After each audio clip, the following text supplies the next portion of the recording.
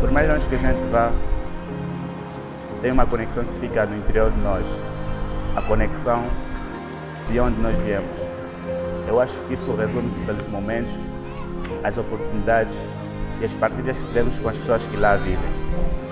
Este documentário tem o objetivo de mostrar exatamente de onde eu venho.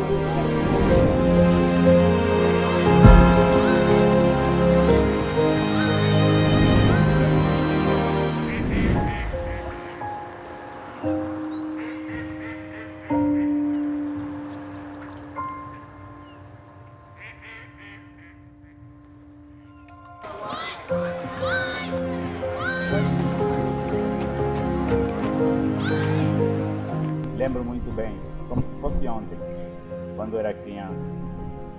No pequeno almoço, nós chamamos mesmo mata-bicho aqui.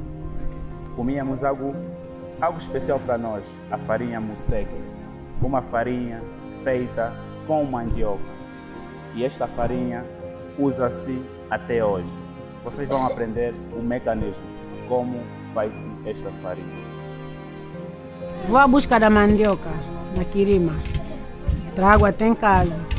Posto aqui em casa, descasco. Lavo muito bem. Depois de bem lavada, passo na serra. Depois de serrar, fica 2 dias escorrendo aquelas águas devido à goma. Depois de retirar aquela pequena goma, estento o sol.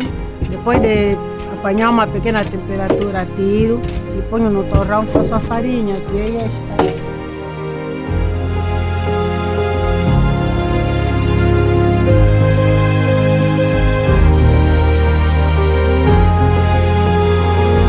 Quanto custa mais ou menos um quilo? Os preços são vários. Há vezes que é 200 contos. Quando as coisas sobem, também vendemos a 250. É cansativo fazer esse trabalho.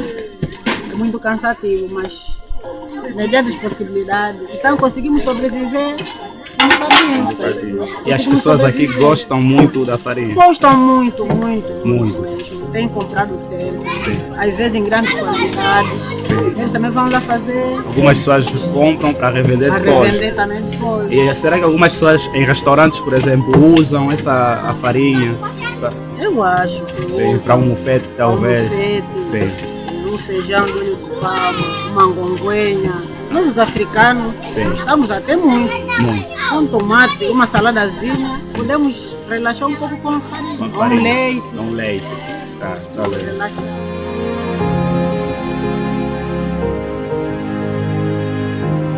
É um processo trabalhoso, com um ganho muito pequeno, mas ainda assim tem muita gente que sobrevive por meio desta farinha e faz parte da nossa cultura e da nossa gastronomia até hoje, que usamos para a produção do fungo de bombom, que as mamães fazem sempre em casa para o almoço, o jantar.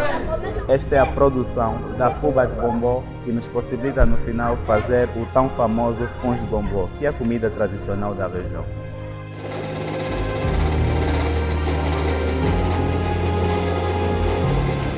Normalmente temos aqui a moagem, é onde moemos o bombom para que tenhamos o fungo de bombom, que é a comida típica da nossa província, que é Kwanza Norte.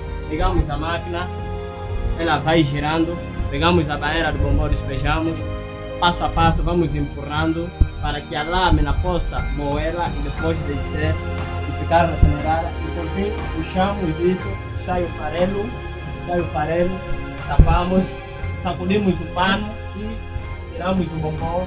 E assim depois, quando levamos para a cozinha, é só já fazer aquele outro processo que é o mais simples de todos.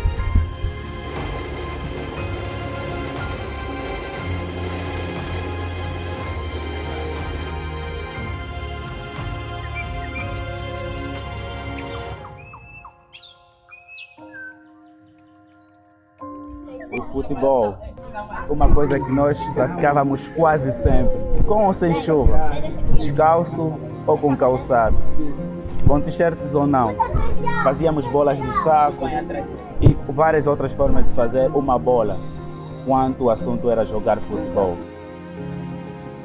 Com os amigos, nós partilhávamos os momentos ideais, porque o futebol é uma coisa que faz parte do nosso dia a dia, porque sempre fez algo que nos distraía, nos deixava à vontade, feliz. Futebol é futebol. E vocês vão acompanhar mais ou menos onde jogávamos. Vocês viram nas imagens a cor da terra, onde a roupa branca ficava vermelha.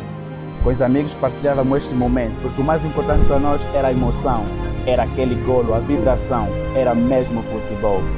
Porque o futebol é uma coisa que nos fazia correr, chorar, gritar, era o futebol.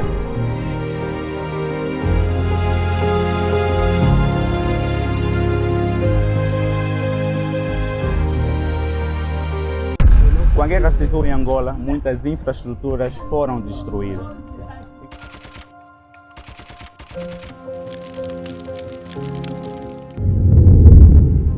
Inclusive as escolas, e as crianças não tinham aonde estudar.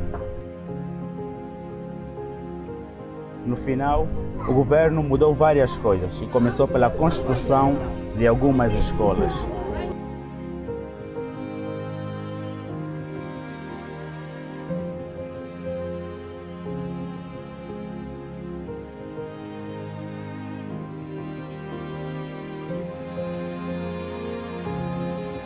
Mas a minha infância foi marcada de um jeito diferente. Com as destruições das escolas, nós tivemos de passar vários cenários complicados. Por debaixo do sol, aprendemos a ler, a contar e a escrever. Éramos felizes, porque as escolas eram um local onde aprendíamos muita coisa. Aprendíamos a nos comportarmos, aprendíamos a cultura do nosso país, aprendíamos como se dirigir aos mais velhos. Foi um tempo difícil, mas ainda assim muito marcante.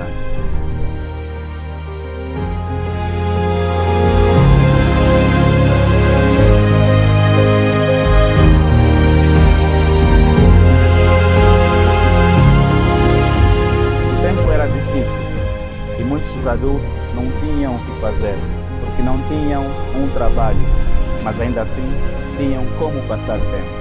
Daí surgiu a ideia de criarmos jogos em comunidade, e um deles é o famoso Não Terrível. Um jogo que muitos jovens, muitos mesmos, já jogaram. Porque neste Não Terrível partilhava-se momentos muito interessantes, porque não era simplesmente um jogo, mas era um momento em que nós queríamos compartilhar com os mais velhos. Para nós não é só um jogo Não Terrível, para nós é uma arte. Esse jogo Não Terrível, nós começamos diretamente a divertir com isso no ano de 2005, 2006. Habitualmente, normalmente nós começamos a jogar numa casada de 25 kwanzas. A partir de 2018, estipulamos uma outra nova tabela de preço, que jogamos a 250 kwanzas. O primeiro classificado ganha 500 kwanzas, porque nós somos 4 a jogar, entra 4 pessoas, onde cada um aposta com 250 kwanzas. Ao segundo classificado, tira apenas o dinheiro que ele apostou, que é 250 kwanzas.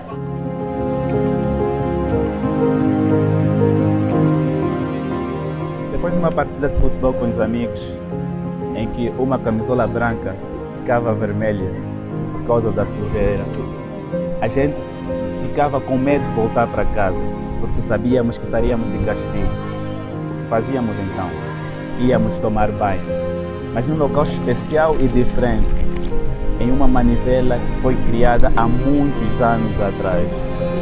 Um amigo por detrás a dar a manivela e eu bem em frente, à espera que a água saia para mim poder tomar banho. Mas esta manivela não é simplesmente isso. Esta manivela é uma coisa que marcou muito e ajudou muito esta comunidade. Podemos dizer que é uma herança do 28 de agosto. É mesmo uma herança para todos nós. A escavação começou dia 12 de junho de 97.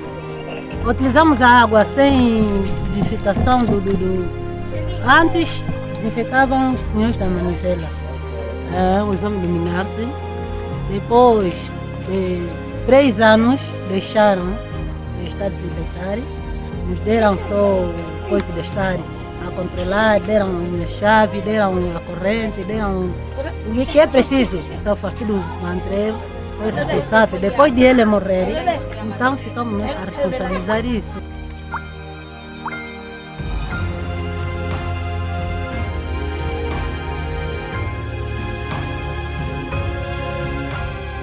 O nosso mercado informal, o tão famoso pracinha, um mercado que me viu a crescer, um mercado que já existia bem antes de eu nascer, onde as mamães vendiam produtos do campo, como tomate, jinguba, onde todo mundo comprava o que queria. Mas essa história não será eu a contar. Eu vou deixar a tia aí a contar para vocês a história desta pracinha.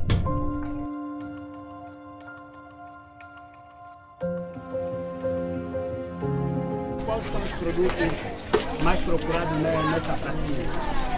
Mais procurado carvão, fuba, tomate, cebola, pimento, cenoura. E só são moradores desse bairro que fazem compra nessa micro pracinha? Não. Outros bairros também vêm fazer compras aqui. Há quanto tempo a mamãe faz a Desde 2015. Daqui a aproximadamente 5 anos. Época saída. Nós compramos no Catome, de cima. baixo preço? O preço está, por exemplo, a caixa de tomate estamos a comprar 24 mil, 22 mil. O repolho, 4 repolho, 1.050 e 100. Muito caro mesmo as coisas. Tem havido lucro quanto a reservas que a mamãe faz? Um bocadinho, não é tanto mais como centavo.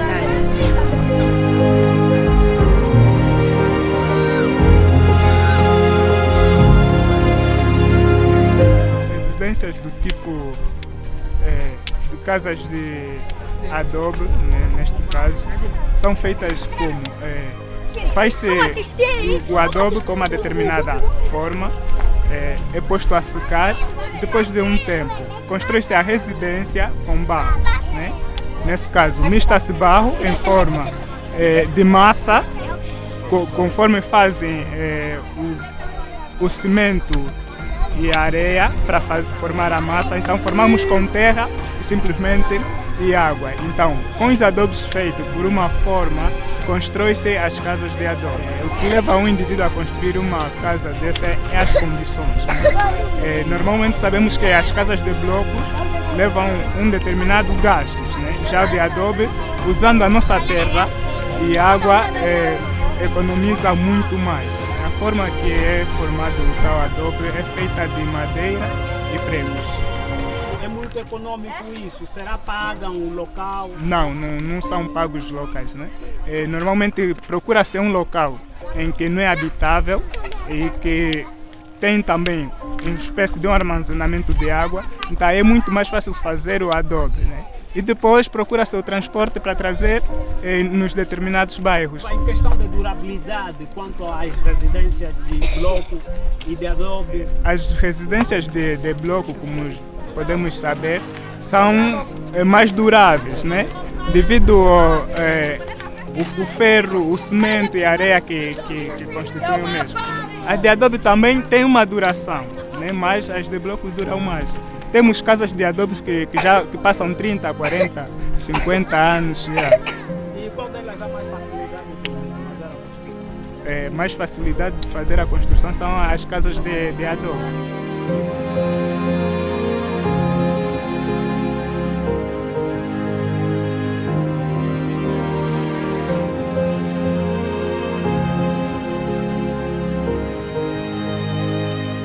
Passei vários momentos aqui, momentos bons, momentos ruins. Eu passei a minha infância neste bairro. A coisa que mais me encantava era a partilha que nós tínhamos entre vizinhos. Aquela possibilidade de poder almoçar na casa de um vizinho sem ser convidado. Aquela possibilidade de pedir ou emprestar sal numa vizinha. A possibilidade de ir buscar um garfo limpo noutra vizinha. Ou simplesmente ajudar um amigo a lavar a louça, que era algo muito normal para nós. A gente corria, brincava, se divertia. A gente fazia muitos jogos diferentes. Por exemplo, a gente ficava até 23 horas da noite a contar histórias, a fazer alguns jogos, mas entre amigos. Não tínhamos medo da criminalidade. Simplesmente na luz do luar, cantávamos, contávamos. E as mamás não ficavam preocupadas porque sabiam onde estávamos exatamente e também sabiam da segurança do bairro. 5 anos se passaram e lá eu fui. Uma realidade totalmente diferente daquela onde eu nasci. Tem água potável, tem supermercados em condições, transportes públicos que funcionam em condições. Um cenário totalmente diferente do cenário em que eu conheci aqui. Por isso, eu fiz este documentário. Não de um lado negativo, que as pessoas possam entender que, apesar de tudo, as pessoas aqui conseguem sempre sobreviver, trabalham e lutam mesmo para conseguir sobreviver, para conseguir meter uma pequena refeição na mesa para os seus filhos, para a família. Aqui é onde eu nasci. Aqui está a minha identidade. Aqui está uma conexão que eu sei que vai ficar dentro de mim para sempre.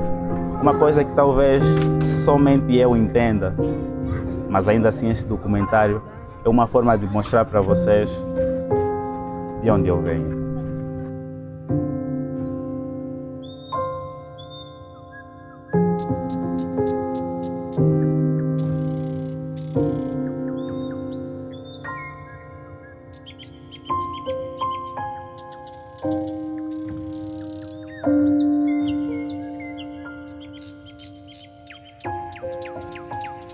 Thank you.